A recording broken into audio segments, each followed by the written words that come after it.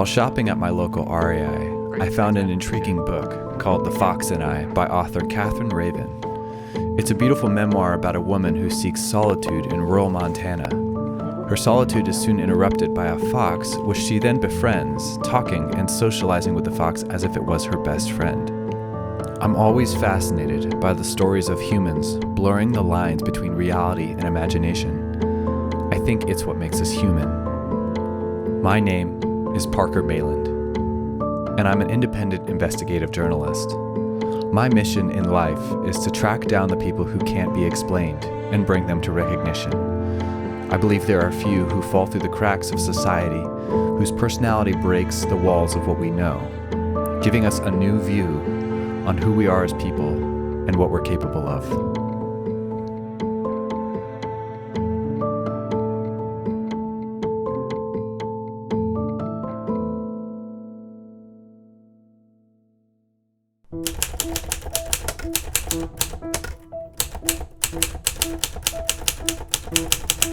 In the beginning of the book, Catherine mentions her scientific training taught her not to anthropomorphize animals. What? I had to Google the definition. A word that was coined in 1802 in which Oxford Dictionary describes the attribution of human characteristics or behavior to a god, animal, or object. Isn't this something we do every day? Something that seemed so normal, from children's books to cinema to even a few of our personal items. Something that comes so naturally to us that in our culture we don't even think twice when we see a person talking to their dog or a human-shaped rabbit on TV. Say pues, Wemmet. When you're actively aware of this mindset, you can see it's everywhere. If this is normal, at what point does it become not normal? I find this part of him the most sexy just because of the subtle lines and curves. I'll give him a kiss here and just kind of caress him down the side. The thing about inflatable pool toys I love is that they're soft, they're cuddly. The bigger they are, the better they are. Kind of means there's more to love. And it's really nice to have somebody to talk to.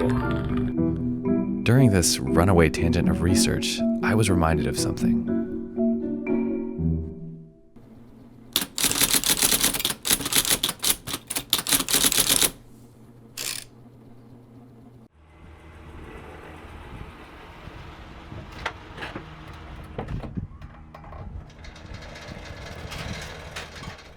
This is James. James and I went to college together back in 2005, where he studied for a film degree and I was in journalism. We still keep in touch. I remember when he would make his films, he would show them to the whole dorm before turning them in. It was one of my favorite times of the semester. And I distinctly remember one film in particular really sparked my interest.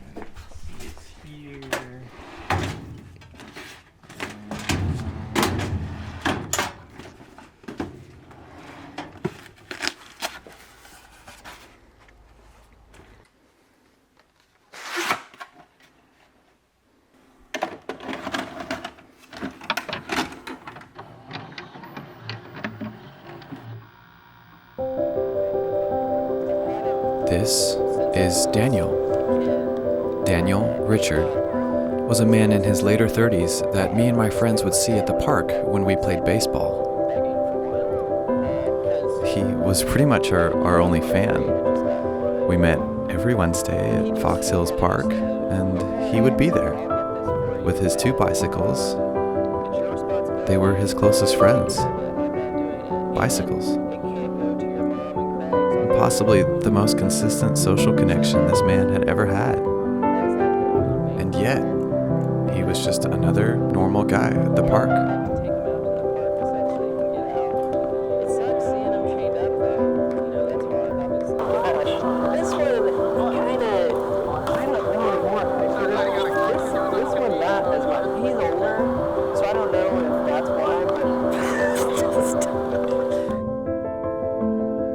I drove back to this very park, exactly on a Wednesday at 5:30, to see if he was there. But I couldn't find him. Where has he gone? What life does he live now? Does he still even have those bikes? Has his relationship with them grown? I sit here with all these questions in my head. I am not going to stop until I find out.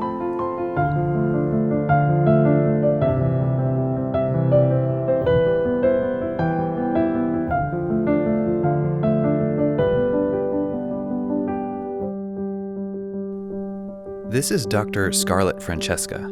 She's the Director of Behavioral Health at UCLA, and I had a few questions for her. Yeah, this is actually a fairly common behavior we see in patients who had an isolated or unstable childhood. If there's too many people coming in and out of your life, you can find comfort in the things that stay consistent, which in this case could be an inanimate object or a pet. I find this condition fascinating because your brain will start to create personalities and human-like characteristics to something that doesn't reciprocate. There's no feedback, yet we can truly believe that objects or things are relating to us and responding to us in some way. As much as this condition fascinated me, I still had the question in the back of my head: where is Daniel? Since James had a traumatic bowling injury shortly after college, he unfortunately doesn't remember many details about the short film he made. So I was on my own. Luckily, I found a public police report on the internet of subject Daniel Richard was detained for violent aggression after a homeless person tried to steal his bike, which in public records gave me his place of work and at the time his address.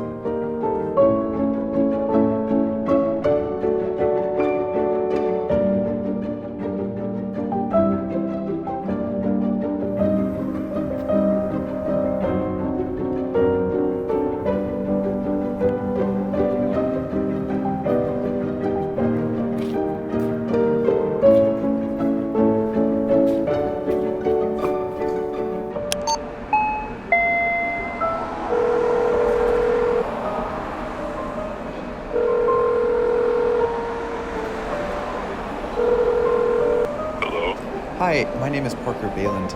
I'm wondering if there is a Daniel Richard at this address. No, he doesn't live here anymore. Sorry. Bye. Crap. That is not what I was hoping to hear. The only lead left that I had at this point was a Denny's he used to work at, off of Lincoln Boulevard. After some asking around, turns out one of the line cooks remembers working with him.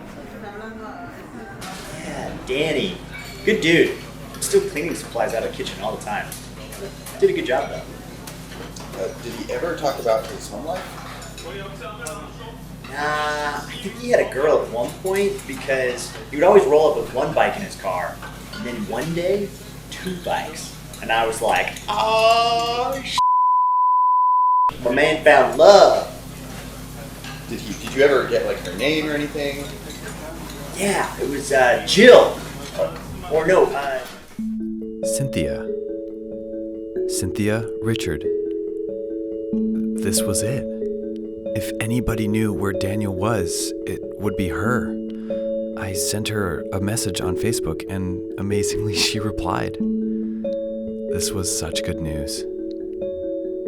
We were only married a little while. He was a nice guy, good heart, but he was obsessed with these bikes. It's actually how we met. He walked up to me and just accused me of stealing his bike, which I thought was stupid. But we got married a few weeks later, and from that point on, he would just spend all his time with them and not me. I mean, even to the point where he would sneak out just to be with them.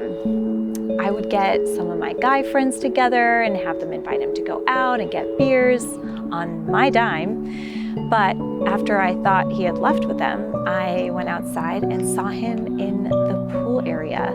He was throwing sticks into the pool and then his bikes. And then he would have to jump in and save them.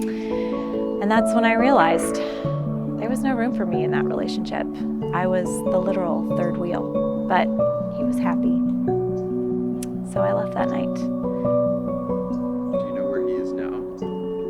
You know, I got a letter from Barstow saying he had just put one of his bikes, Todd Lincoln, down. but that was back in '07, and I haven't heard from him since.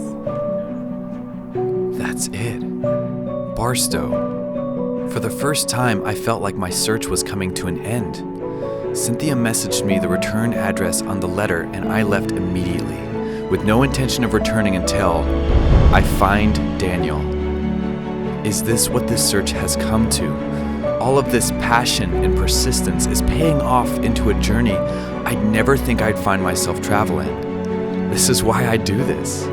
When I watch the miles go by, I see me getting closer and closer to this dream becoming a reality until...